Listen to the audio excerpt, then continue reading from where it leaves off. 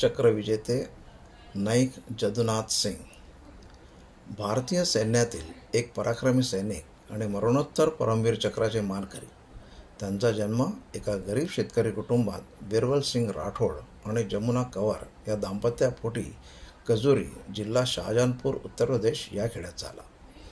त्यांचे 4थीपर्यंतचे प्राथमिक शिक्षण जन्मगावी झाले। त्यानंतर बहुतेक वेळा ते वडिलांच्या शेतीत कामात मदत करत असत। बालपणी त्यांना कुस्तीचा आणि शरीर सौष्ठवाचा छंद जडला होता। त्यामुळेच त्यांना हनुमान भक्त बाल ब्रह्मचारी हे बिरुद चिकटले आणि त्या बिरुदानंतर ते आजन्म अविवाहित राहिले।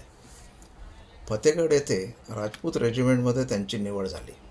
सुरुवातीचे 1 वर्षाचे प्रशिक्षण संपल्यावर त्यांनी राजपूत रेजिमेंटच्या क्रमांक 1 बटालियनमध्ये नेमणूक केली।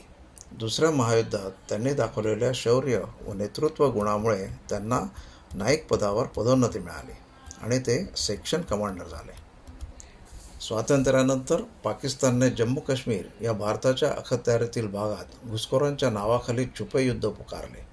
6 फेब्रुवारी 1948 रोजी ताईनथर येथे पहारा चौकी नंबर 2 चे आधिपत्य नाईक जदुनाथ सिंग यांच्याकडे होते। ती आघाडीची चौकी होती, तरीसुद्धा संरक्षणार्थ त्यात फक्त 9 जवान होते।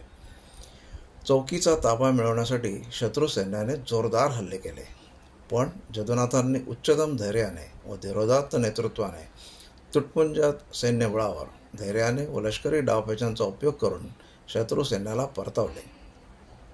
या धुमश्चक्रीत त्यांचे 4 जवान जखमी झाले। त्यानंतर लगेचच दुसऱ्या हल्ल्यात संयमी जदुनाथांनी आपल्या सहकार्याच्या मदतीने संख्येने मोठ्या आणि आक्रमक अशा शत्रुसैन्याला नामोहरम केले। मात्र या हल्ल्यात सर्व जवान जखमी झाले। जदुनाथांचाही उजवा हात दुखावला गेला, तरीसुद्धा त्यांनी जखमी स्टेनगनरकडून स्टेनगन स्वतःकडे घेतले। शत्रू पाठीशी येऊन पोचला असतानाही त्यांनी स्वतःच्या सुरक्षतेची तमा न बाळगता अत्यंत शांतपणे व धीराने सहकाऱ्यांना हल्ल्यासाठी उद्युक्त केले। त्यांनी केलेला गोळीबार एवढा विध्वंसक होता की होणाऱ्या पराजयाचे रूपांतर विजयात झाले।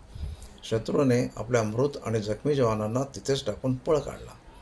त्यानंतर शत्रूने मोठ्या संख्येने आणि पूर्ण ताकदीनिशी तिसरा हल्ला केला।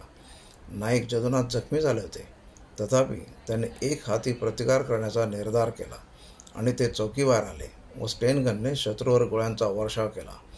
त्यात शत्रू सैन्य पुरते गोंधळले आणि सैरावेरा पळू लागले।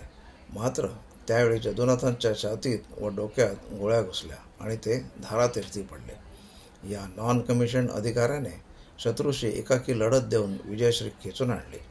त्यांच्या या अतुलनीय शौर्याबद्दल त्यांना मरणोत्तर परमवीर चक्र प्रदान करण्यात आले सन 1949।